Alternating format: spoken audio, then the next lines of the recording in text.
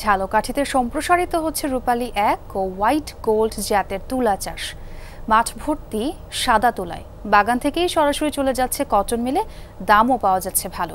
কৃষি বিশেষজ্ঞরা বলছেন তুলা চাষে নতুন সম্ভাবনা তৈরি হয়েছে। 65% পর্যন্ত বিদ্যুৎ সাশ্রয়ী হাইসেন্স এসি। হাইসেন্স।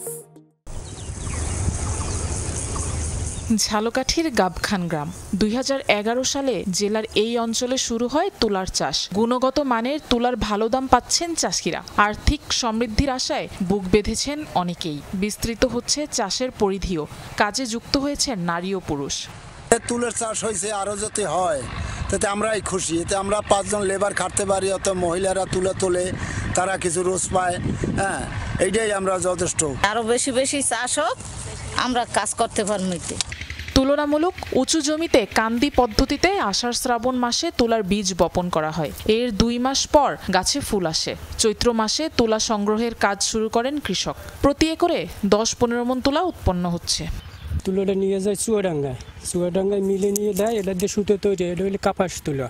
এটা দিয়ে সুতো তৈরি, এটা বাইরে চালানো। এই তুলাটা মনে করেন বিক্রি হয় খুলনা, সুতো বানায়।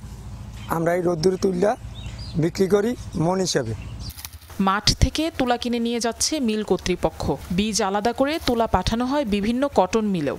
আমার এই তুলা বিভিন্ন জায়গায় মিলে পাঠাই দেয়। এই মিলে যাইয়া এই সুতো, এই মিল দিয়া সুতো তৈরি হয়। সারাদিন তুলো তুললে যে কয়টা হয় ওইটাই আর কি লাভ হয়। 300-350 এরকম বাইলে পড়ে। তুলা চাষাবাদ নিবিড়ভাবে পর্যবেক্ষণ করছে কৃষি উন্নয়ন বোর্ড। চাষিদের দিচ্ছে প্রয়োজনীয় পরামর্শ। কৃষি সম্প্রসারণ অধিদপ্তর চাষিদেরকে তুলা চাষে উদ্বুদ্ধ করে যাচ্ছে। তুলা চাষের মাধ্যমে এলাকায় যে বেকার যুবকদের কর্মসংস্থান, পাশাপাশি স্থানীয় যে নারীদেরও কিন্তু এই তুলা চাষে সম্পৃক্ত হয়ে কর্মসংস্থানের সুযোগ সৃষ্টি হয়েছে। চলতি মৌসুমে জেলায় 8 বিঘা জমিতে তুলা চাষ হয়েছে। আফরোজা লামিয়া, যমুনা নিউজ।